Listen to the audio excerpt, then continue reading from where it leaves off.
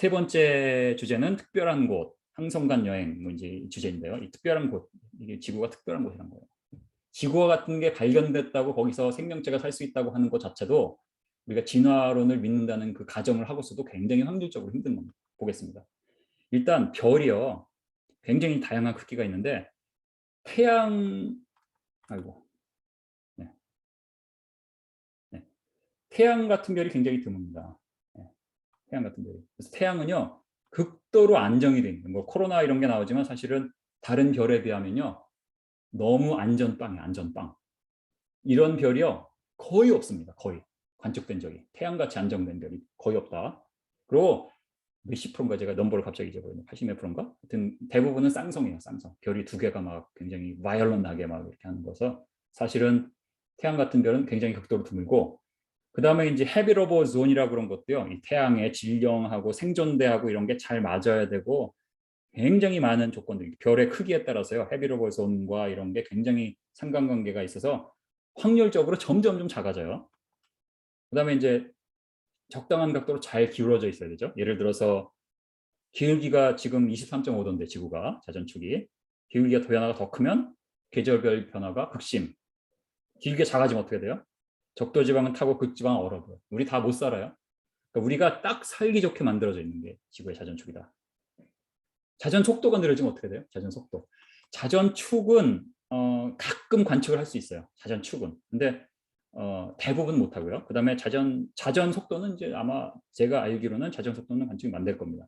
근데 자전가 알 수가 없는 거죠. 얼마나 빨리 자전하는지. 자전 속도가 지금 딱 일일에 맞춰져 있는 게 10% 늘어지면 어떤 일이 일어나요? 10% 빨라지면, 10% 느려지면 낮밤 기온차가 극심해집니다. 그러니까 살기 굉장히 힘들어지고 10% 빨라지면 매일 태풍과 토네이도가 일어납니다. 그러니까 지금 가장 정확하게 이제 세팅이 돼 있다는 것이고요. 그다음에 이제 지구의 이제 이런 자기장도 생명체에 굉장히 중요한 영향을 미치고. 근데 중요한 게 여러분 이제 아까 개기일식 말씀드렸는데 개기일식이 일어날 때 여러분 한번 생각해 보셨어요? 어떻게 사이즈가 똑같지? 태양하고 달하고? 왜냐하면 태양하고 뭐 달인가요? 뭐 400배 크기인데 거리도 또 딱 400배거든요. 거리도 400배, 크기도 400배. 그러니까 딱 맞게 나오는 거예요. 개기식하면 딱 맞게. 그러니까 우리가 겉보기 크기가 태양의 크기와 겉보기의 달의 크기가 같아요. 정확하게. 어떻게 그렇죠? 그것도 또 우연이네. 하여튼 다 우연이래요. 진화론자들은, 빅뱅론자들은 다 우연이라고 합니다. 아닌가. 하나님이 설계하신 거예요. 그다음에 이제 달의 공전주의 뭐 자세하게 얘기 안 하겠지만 여기 보면 창세기 보면 이제 이 광명체들이 징조와 계절과 날과 해를 유비한다고 했거든요. 만일 공전주기가 딱 정확하게 맞아떨어지잖아요.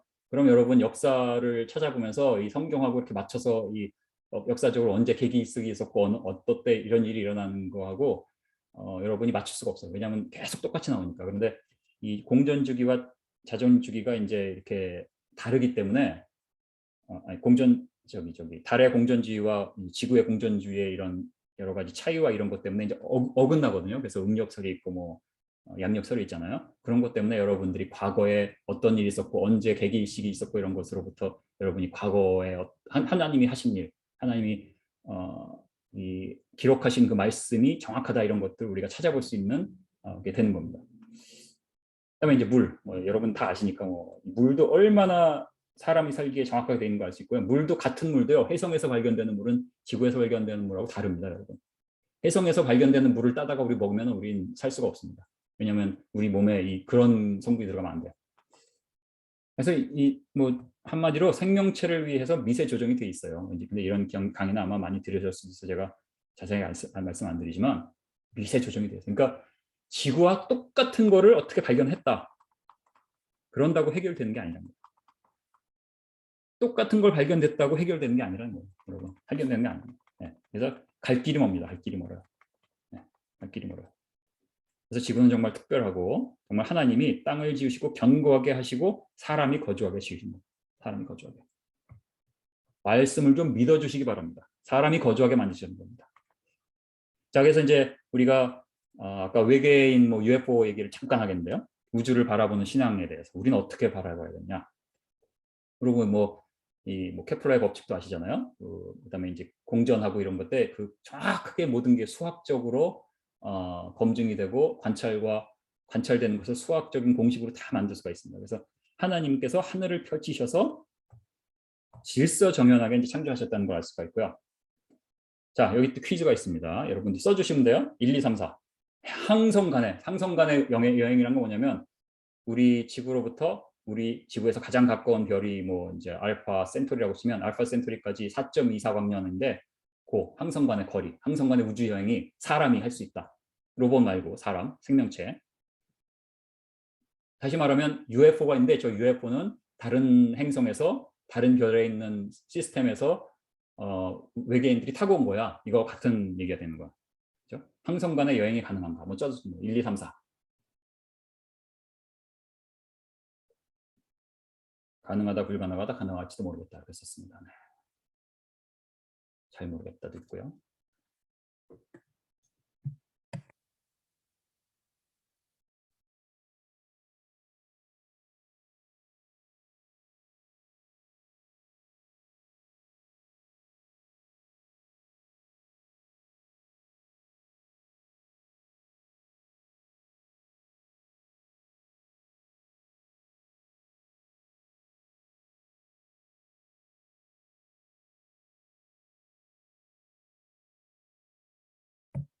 네, 많이들 써주셨네요.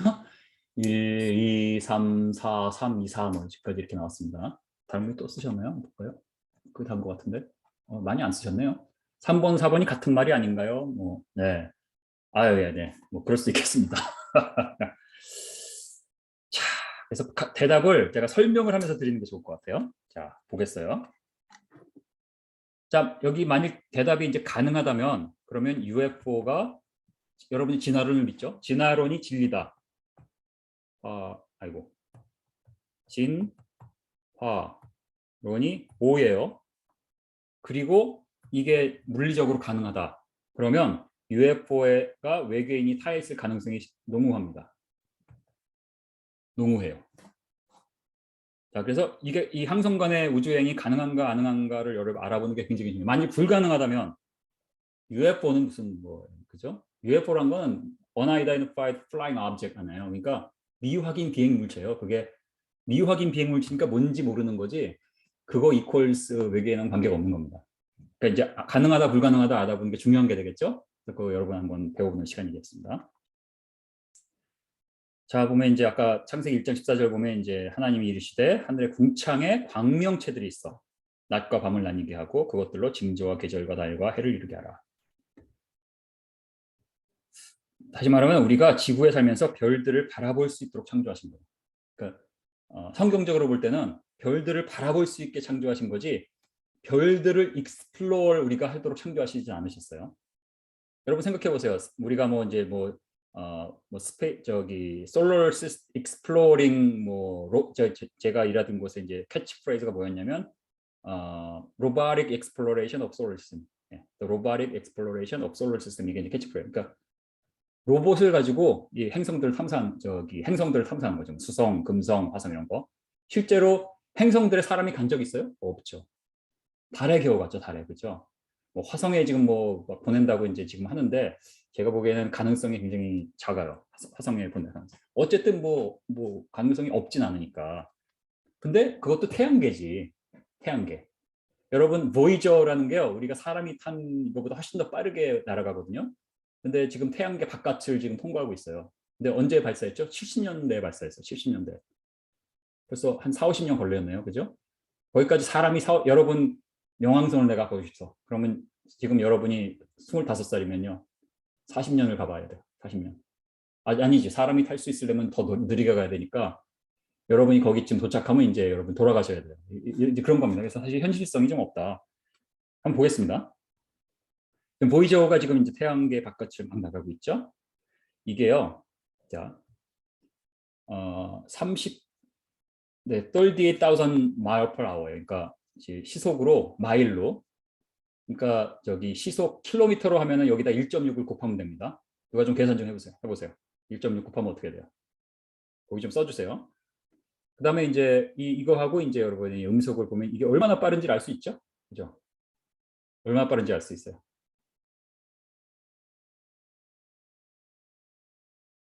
엄청 빠릅니다. 그죠? 자, 이렇게 가는데요. 알파 센츄리가 우리 지구에서 제일 가깝다고 그랬죠. 4.367이라고 했는데 4.2라고 했네 제가. 4.367입니다. 4.367. 그래서 뭐 이 프록시마가 더 가까운 것 같기도 한데 뭐 정확한 넘버가 여기 강의에서 중요한 건 아니니까. 제가 맨날 알면서도 강의하면 계속 뭐 이렇게 정확한 넘버가 헷갈립니다. 나이가 들어서 그런가 저도. 알파 센츄리라고 그러는데 여기까지 가는데 계산을 해봤거든요. 7만 년, 7만 년. 보이저로 지구에서 가장 가까운 별에 있는 별에 있는 뭐 행성이 있다고 쳐요. 거기 가가지고 거기 있는 외계인들한테 가보고 싶어요. 네? 7만 년 걸려요. 7만 년, 여러분. 7만 년. 근데 이게 지금 굉장히 빠르게 가지고 지금 써주셨네요. 6만 킬로미터 정도 되죠. 6만 킬로미터니까 하여튼 그죠? 네. 60만 6만 맞죠? 네. 6만. 네. 그러니까 한 50배, 빛의 한 50배 속도인가요? 빛의 100배 속도죠. 빛의 100배 속도. 뭐 그렇습니다. 빛의 100배 속도로 가는데 하여튼 7만 년 걸립니다. 자, 이제 지금부터 또 퀴즈가 있어요. 아이고, 답을 써버렸네. 이건 제가 퀴즈를 한다고 되는 게 아니구나. 자, 지금 얘가 빛의 속도의 10% 했는데 왜냐하면 여러분이 지금 보이저의 속도로 가면요. 7만 년 걸려요. 절대 못 갑니다. 그죠? 절대 못 가요. 로봇으로도 못 가요. 여러분 지금 보이저가 뭐 이제 조금 있으면 죽습니다. 이게 이제 원자력을 사용해서 하는데도요. 조금 있으면 다 죽어요. 안 됩니다. 그러니까 최소한 한 빛의 속도의 10%는 가야. 왜냐하면 가장 갖고 있는 별이 4.36광년이니까 빛의 10%로 간다는 것은 처음에 0에서 시작해서 10%가 됐다가 쭉 가다가 또 0으로 바꿔야 되니까 그걸 딱 감안하면 그래도 한 6, 70년 안에 가려면 사람의 일생을 우주선을 타고 간다고 가정을 하면 그 정도 사람의 일생 만에 그 별까지 가려면 그래도 빛의 속도 10%는 돼야지 될 거다. 이렇게 제가 이제 가정을 한 거예요. 이렇게 빛의 10%. 오케이. 자, 그다음에 이제 하나는 가속의 문제가 있어요. 여러분 이제 차를 딱 타고 있다가 부분 가속을 하잖아요. 마찬가지로 여러분 로켓 같은 걸 타고 그 우주 비행사들이 느끼는 그 중력이 뭐 아이고 또 까먹었네. 3G인가 5G인가 그랬는데 여러분이 롤러코스터 타면 2.5G 되거든요. 여러분 청룡열차 쫙 타서 내려가지고 우욱 하잖아요. 한 2G 좀 넘어요. 그다음에 이제 그 전투기 조종사들이 순간적으로 한 뭐 10초, 20초 견디는 게 막 9G. 하지만 9G로 막 1시간 넘으면 다 죽습니다. 이제 살 수가 없고요. 3G로도 1시간은 안 될 것 같아요. 여러분 청룡열차를 1시간 동안 계속 위 하면서 탄다고 생각해도 안 됩니다. 그거. 그죠? 그러니까 저 한번 뭐 그냥 원시를 넣어봤어요. 오케이. 우리가 원G의 가속을 받을 정도로 유지하면서 속도를 올려서 10%까지 하려면요. 한 5주 걸립니다. 5주. 네? 말 되죠? 그러니까 5주 정도 가속을 해야지 이제 10%될 수 있어요. 자, 그다음에 또 하나. 이게 뭔지 아세요? 이게 이제 그 우주 정거장에 있는 강화유리인데요. 강화유리가 이렇게 깨져서 아주 큰 대형 사고가 날 뻔한 사건이 있었어요. 이게 왜 이렇게 깨졌냐면 다른 그 우주 세럴라이트에서 이렇게 벗겨져 나온 페인트 있잖아요. 여러분. 페인트 얇은 페인트 있죠. 나틀러 이렇게 얇은 페인트. 그 페인트가 벗겨져 나와가지고 그게 충돌을 한 거예요. 근데 워낙 속도가 빠르니까 우주 이 정거장에 도는 게 속도가 빠르니까 페인트가 날아와서 이 총알로도 못 뚫는 강화 유리에 부딪혔는데 거의 깨져서 큰 사고가 날 뻔한 사건이 있었어요. 다시 말하면 이 충돌 속도가 문제가 돼요. 근데 생각해보면 우주 속도의 부채 속도의 10%에 비하면 이 우주 정거장의 속도는 멈춰 있는 거나 마찬가지입니다. 상대가 안 돼요.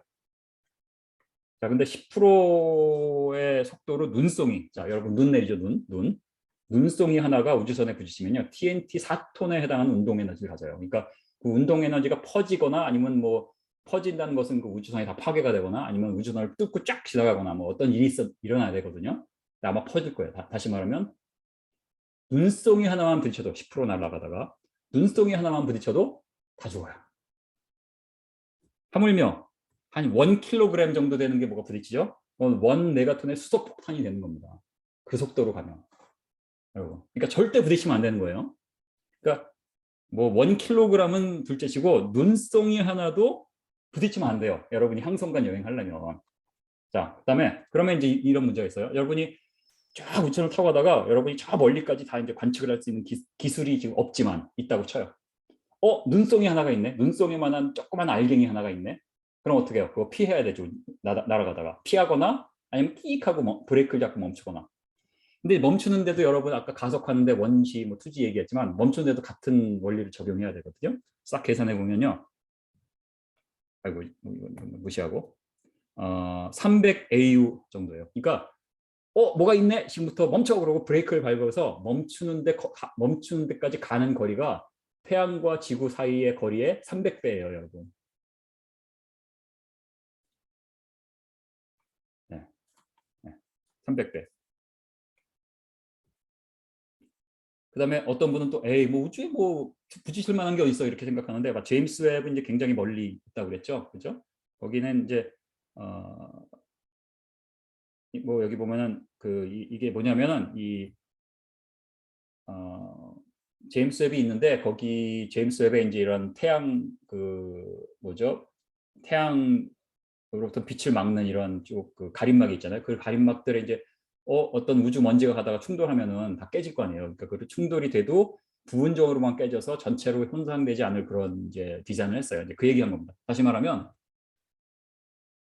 작은 입자들이 충돌을 많이 한다는 얘기입니다. 자, 그런 견지에서 볼 때 아까 이제 스타핑 디스턴스가 300 AU라고 그랬죠? 멈추는데 300 AU가 걸려요. 지구와 태양 거리에 300배. 그다음에 터닝 레디어스가 있어요. 여러분 차 타고 가다가 좌회전 우회전 급하게 하면 어떻게 돼? 끼익 하고 이렇게 오른쪽으로 왼쪽으로 쏠리죠. 그 쏠리는 게 여러분 뭐 2G 될 거예요. 여러분 청룡 열차보다 안 되잖아요. 그게 그러니까 사실 2G도 안 되겠네. 그러니까 뭐 하여튼 굉장히 어그레시브하게 잡아서 오케이 2.5G 된다고 쳐. 2.5G. 오케이. 2.5G 왜냐면 그 이상 넘어가면 이제 우리가 곤란하니까 2.5G에 맞추면서 털닝을 하려면 그 털닝 레디어스를 간단하게 계산할 수 있거든요. 250 250,000 AU예요. 그러니까 이거 뭐죠? 25만 AU. 그러니까 뭐냐면 이게 25만 AU. 여러분이 이렇게 이제 우주선이 가다가 여기 먼지가 있네. 피해야 되잖아요. 턴할 때 삑하고 턴하는데 턴할 수 있는 뭐죠? 레디어스 커버처가 25만 AU예요. 여러분 말이 안 되는 거예요. 그러니까 만일 이 지구선 이건 말도 안 돼. 그러면 좀 더 빨리 해보자. 이 우주선을 지구의 공전 반경과 동일하게 우리 태양이 있고 우리 지구 공전이 있잖아요. 요거하고 동일하게 맞추면요. 천지가 넘어가요. 그러니까 뭐 천지 넘어가면 다 모든 게 압사되죠. 짜부가 됩니다. 다 그냥 납작하게 돼 없어져요. 안 되는 거예요. 그다음에 이제 이거는 이제 뭐 터닝 레디어스 문제, 그다음에 스탑핑 디스턴스 문제였잖아요. 그러니까 이제 뭐 먼지 하나라도 부딪히면 안 되는데 피할 방법이 없죠. 지금 여러분 이해가 되세요? 피할 방법이 없다는 게 끄덕끄덕 한번 해보세요. 여러분 동의가 되시면 피할 방법이 없다. 또 하나는 근본적인 문제가 있습니다. 근본적인. 자, 아폴로 착륙선이 한 15톤 정도 돼요. 아폴로 옛날에 달에 갈 때. 근데 예를 들어 뭐 10톤짜리 우주선을 가속시켜서 그러니까 빵에서부터 가속을 시켜야 되잖아요. 그래서 빛의 속도의 10%에 이르게 하려면 에너지가 필요하거든요. 여러분 이 우주선이 지구의 그 중력권을 벗어나기 위해서 이제 쓰는 그 연료가 여러분 왜 예를 들어 로켓들 엄청나게 큰 로켓들이 있었잖아요. 그게 로켓들이 대부분이 다 여러분 이제 로켓이 뭐 이렇게 있잖아요. 이게 다 연료예요, 연료. 엄청난 양의 에너지가 필요한 거예요. 그러니까 여러분 우주 비행기사를 타거나 아니면 뭐 제임스 웹을 실은 거 여기 실은 겁니다. 나머지는 다 연료예요. 근데 지구만 빠져나가서 그 다음에 속도가 뭐예요? 거의 빛의 속도의 10%에 비하면 멈춘 거나 마찬가지예요. 한참 더 가속을 해야 되거든요. 다시 말하면 계속 가속을 해야 돼. 근데 엄청난 그 에너지로 가속을 해야 되거든요. 그 가속 필요한 에너지를 다 뭐 이거는 이제 크네릭 에너지니까 계산할 수 있어요. 이게 4.5 곱하기 10의 18승 줄인데요.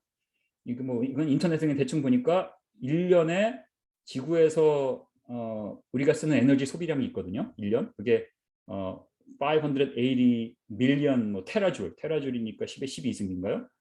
네. 10의 12승에 10의 18승 580 10의 18승인데 여기 4.5에 10의 18승이니까 대략 거의 한 6, 7일 지구 전체에 일주일간의 에너지 소비에 해당돼요. 지구 전체 우리 인류가 쓰는 에너지에 일주일 동안 쓰는 에너지를 우주선에 씌울 수가 있어요, 없어요? 있어요, 없어요? 원자력 에너지 다 포함해서 안 돼요. 절대 안 됩니다. 절대 불가능합니다. 그다음에 이제 이거는 이제 로켓 이퀘이션을 이용한 건데 이거는 얼마나 정확한 건지 모르겠어요. 그냥 제가 인터넷에서 봤는데 이거 그냥 로켓 이퀘이션이 있거든요. 로켓 연료가 지구를 빠져나가는데 얼마나 걸리고 그게 뭐 여기 보면 이제 그 얼만큼의 연료가 필요한가를 계산한 게 있어요. 짝 계산이니까요. 무한대 연료가 필요해요. 거의 전체 우주 공간을 채울 만큼의 연료가 필요하다 하면 계산이 나오는데 뭐 얼마나 정확한 거지 이거는 뭐 제가 계산한 건 아니고요. 잘 모르겠어요. 한마디로 불가능하다. 불가능하다. 다시 말하면 이 별들은 은하들은 우리가 지구에서 살면서 바라볼 수 있도록 징조와 연한과 날과 해를 알 수 있도록 주님께서 창조하신 것이지 우리가 거기 가서 살 수 있도록 창조하신 게 아니다. 그러니까 뭐 다른 별에 뭐를 보내겠다 이런 생각을 하는 사람들은 물론 뭐 잘 몰라서 그럴 수도 있지만 성경적으로 보면 성경적인 건 아니다. 계산하셨 여기 지구 전체 한 주 에너지 소비와 국내 1년 에너지 국내? 무슨 소리인지 잘 모르겠네요. 그러니까 뭐 여기서 제가 말씀드린 건 뭐 정확한 넘버를 뭐 정확하게 계산하고 이게 중요한 게 아니라 전체적인 이제 그 orders of magnitude를 보는 거니까 이건 이제 인터넷에 있는 지구 전체 글로벌 에너지입니다. 네, 지구 전체. 이게 뭐 지구 전체와 국내 1년을 동일히 하는데 무슨 말인지 잘 모르겠네요. 네, 국내 1년 아닙니다. 여기 글로벌 에너지 컨섬션이죠. 네. 요 지구 전체 같은 겁니다. 글로벌 에너지 맞죠? 네. 대략 그렇답니다. 대략 말이 안 된다는 거 말씀드린 겁니다. 10의 18승은 글로벌. 예, 요게 한 밀리언 테라줄이 10의 18승 되는 것 같아요. 예. 하여튼 다시 말씀드리면 이게 아주 정확한 이게 중요한 게 아니라 얼마나 큰 넘버냐 이게 이제 중요한 거예요. 그러니까 불가능하다는 거를 제가 말씀을 드리는 겁니다. 관심 있으시면 뭐 직접 한번 계산을 다 해보시고 뭐 이제 온라인에 찾아봐도 이제 이런 건 있고 뭐 물리학계 이런데 그런 블로그들 보면 뭐 계산들 많이 했습니다. 이런 거 이제 관심 있는 분들이 있으니까. 거기 다 이러한 물리학하는 그런 물리학도들이 공통적으로 말하는 거는 이제 우리가 알고 있는 지식 한도 내에서는 불가능하다. 물론 이제 사이파이를 영화를 많이 보니까 월프 엔진을 쓰면 제가 수업의 시간에도 학생들한테 물어봐요. 이런 거 가능하냐 그러니까 월프 엔진을 쓰면 되지 않을까요? 뭐 웜홀이 있지 않을까요? 그거는 이제 사이파이고 그거 말고 그러면 이제 다 할 말이 없어요. 안 됩니다. 안 돼요. 그래서 UFO는 다른 별에서 온 것이다? 불가능해요. UFO는 그냥 UFO예요. 이거하고 외계인하고는요 관계없어요. 관계없어요. 아시겠죠? 그러니까 성경적으로도 성경적인 믿음으로도 이제 신학적으로 문제가 있고요.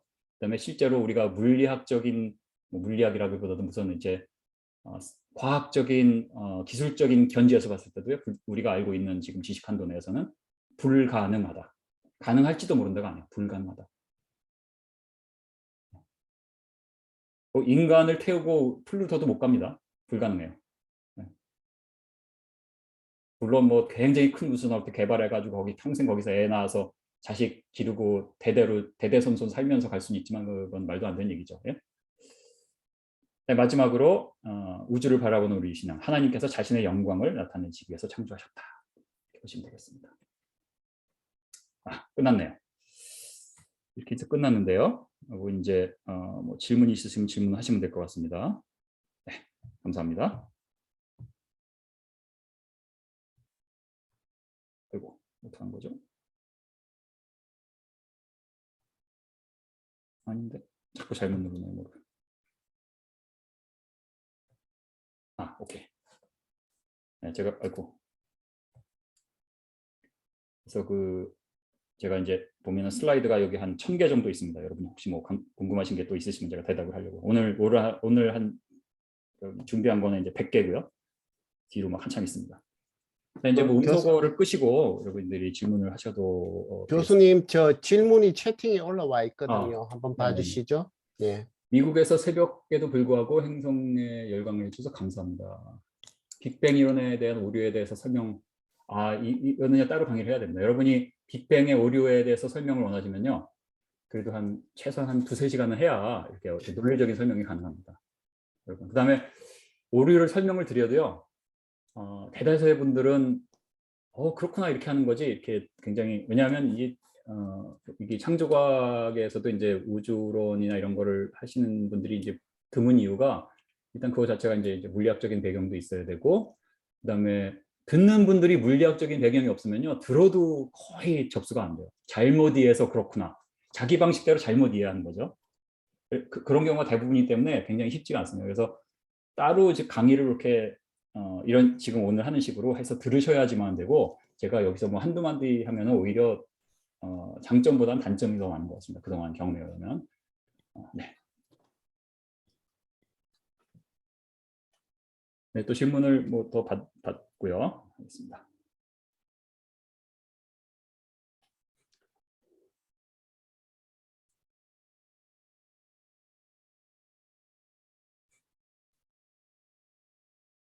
네. 누군가 물꼬를 트셔야 질문을 할 것 같은데요. 물꼬가 트이면 많이들 하시던데요. 그러니까 이제 빅뱅이라는 건 따로 이제 강의를 하지 않으면 힘들지만 일단은 많은 과학적인 연구가 있고요. 또 과거에 이제 노벨상들이 지난 100년 동안 나온 게 노벨 물리학상의 한 7, 80%는 다 빅뱅 연관입니다. 다 우주론 연관된 그런 연구들이고. 그러니까 무지무지한 양의 데이터가 쌓여 있고 많은 저명한 과학자들이 이제 연구를 해왔죠. 그러니까 팩트가 있고요. 관측 결과가 있고 또 이론적인 연구들이 이제 많이 있어요. 그런 것을 이제 무시할 수는 없습니다. 하지만 우리가 만일 이제 뭐 6일 창조라는 어떤 성경적인 견지에서 이제 볼 때는 그런 견지에서 이렇게 보면서 또 나도 이제 물리학적인 어떤 지식이 있고 또 창조 과학에서 미국에서는 실제로 이제 우주론을 연구를 평생을 가지면서 하시는 분들이 있고 자기의 어떤 연구가 있기 때문에 이 성경적인 창조를 설명하는 이론들이 이제 있습니다. 물론 그 이론들이 이제 완전한 것도 아니고 많지도 않고 또 물론 주류학계에서는 절대로 인정할 수가 없죠. 근데 이제 그런 이론들이 있어서 빅뱅 이론이라는 게 이제 각론적으로 볼 때는 굉장히 이제 훌륭한 연구들이 많지만 그것을 전체 총론으로 해가지고 이제 빅 히스토리라는 거 만들잖아요. 137억 년 전에 시작해가지고 우주가 시작되고 뭐 그다음에 뭐 우주 배경 복사가 지금 오는 게 뭐 30 우주가 시작된 다음에 뭐 38만 년 이후에 뭐 빛이 처음으로 나온 거 이런 식으로 쫙 설명이 있는데 그게 어떤 히스토리적인 설명이지 그것 자체가 자체 증거는 아니에요. 그래서 그거는 말씀드린 대로 한 2시간은 강의를 최소한 해야 됩니다. 혹시 항성간의 우주여행이 불가능한 건 맞나요? 네, 불가능합니다. 대답했습니다.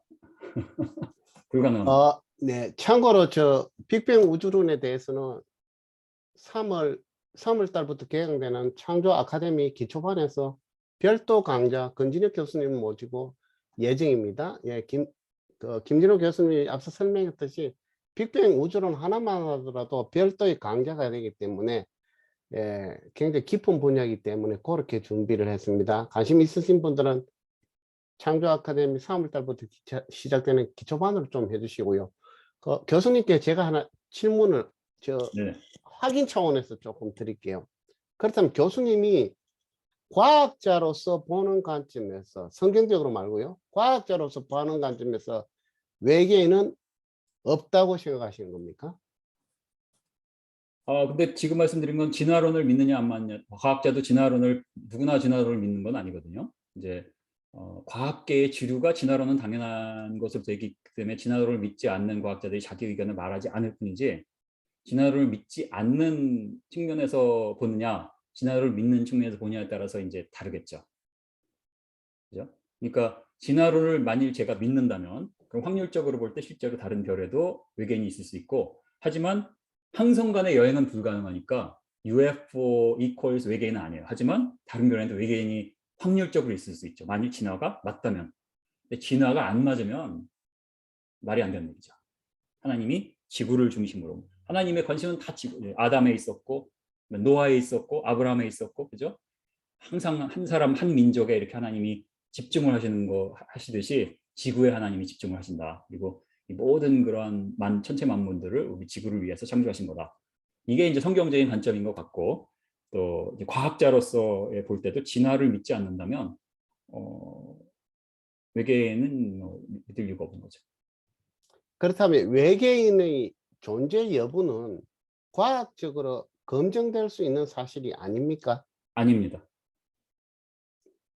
아닙니다.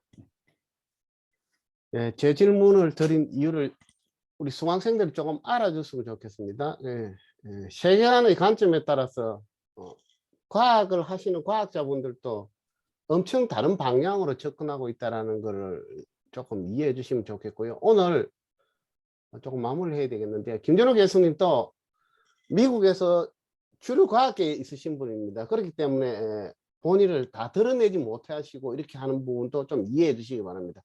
잘못하면 이게 창조과학을 한다라는 이유 하나만으로도 이상하게 매도당하는 걸 우리 신뢰를 봐왔지 않습니까? 그죠? 그래서 조금 이해해 주시고 세계관의 차이, 즉 보는 시각에 따라서 외계인이 있고 없고 이렇게 해석이 달라진다. 즉 같은 증거를 가지고 얼마나 달라지느냐라는 것을 조금 이해해 주시고 들어주셨으면 좋겠습니다. 네, 참고로 교수님, 말씀드리면 제가 이제 주위에 있는 어떤 크리스천 과학자들 또 제가 있는 같은 뭐 직장에 있는 사람들 중에서도요 성경대로 믿는 사람이 꽤 있어요. 없지가 않습니다. 그래서 제가 보기엔 그래도 한 5%, 10% 이상은 성경대로 믿는 사람이 있지 않나 굉장히 많은 겁니다. 그 정도는. 근데 그런 사람들이 그런 말을 못 하는 겁니다. 그런 말 하면 이제 그 길로 얘는 정신이 나갔구나 이렇게 되는 거죠. 여기 또 질문이 있네요. 과학으로 인한 이단은 왜 현재로는 이단이라고 규정하기 힘든 것인가요? 교리적인 것인지 잘 판단이 어려운데 이건 목사님 계신 목사님께서 좀 하실 것 같은데요. 지금 저 대답은. 하여튼 저도 예, 요거는 그건 이단이라고 안 그러고 아까도 말씀드렸지만 저도 궁금합니다. 정말. 네. 요런 부분에 대해서는 제가 좀 다음 주에 정리를 해서 말씀을 네. 드려서 그렇게 하겠습니다. 과학과 진리의 관계 이런 거에 대해서 그 다음에 우리가 교과서로 인해서 어렸을 때부터 배워왔던 그 영향 이런 것들에 대해서 한마디로 딱 정의하기는 힘든데 특별히 우리 성도들이 지금 나이 차이가 너무 많이 나요. 그래서 어느 수준에 맞춰서 얘기해야 될지도 좀 그런데요. 교리와 과학을 이렇게 접목시켜서 얘기하는 건 좀 힘들 수도 있습니다. 하지만 교과서 문제, 그 다음 교리 문제, 그 다음 성경의 창조의 진리에 대해서 좀 정리를 해서 다음 주에 조금 말씀드리도록 그렇게 할 테니까 이해를 좀 부탁드립니다. 이단 문제는 더 힘듭니다. 이단 문제는 왜 힘드냐면요. 교단이 지구상에서 2만 개 넘은 지가 오래됩니다. 각 교단마다 자기가 정통이라고 해요. 그럼 이단이라는 것은 자기가 아닌 것을 다 이단이라고 할 수 있느냐? 이 문제하고 바로 연결될 부분입니다. 굉장히 조심해서 다뤄야 될 부분입니다. 그래서 이 부분은 조금 양해를 양해를 해주시기 바랍니다. 조심해서 자료를 정리해서 가능한 부분까지 다음 주에 제가 좀 말씀을 드릴게요.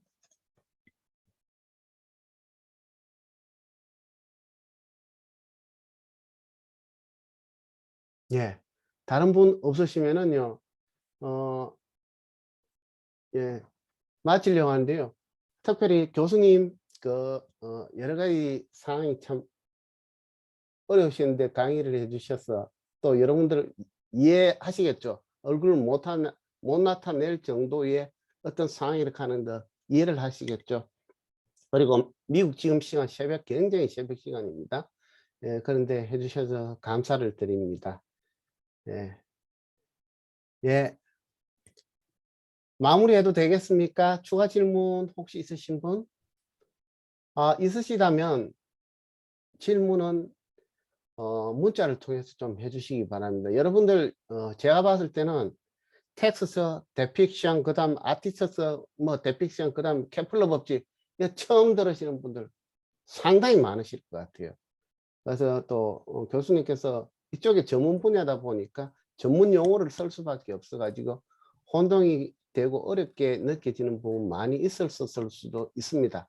근데 중요한 거는 교수님께서 다 얘기를 하셨다시피 한 번만에 이해될 수 있는 부분은 아니고요. 우리가 가장 궁금해하는 것, 인간이 어디까지 갈 수 있는가, 외계인이 있는가 없는 그런 부분에 대해서는 전문가를 통해서 우리가 알 수 있었던 것 같습니다.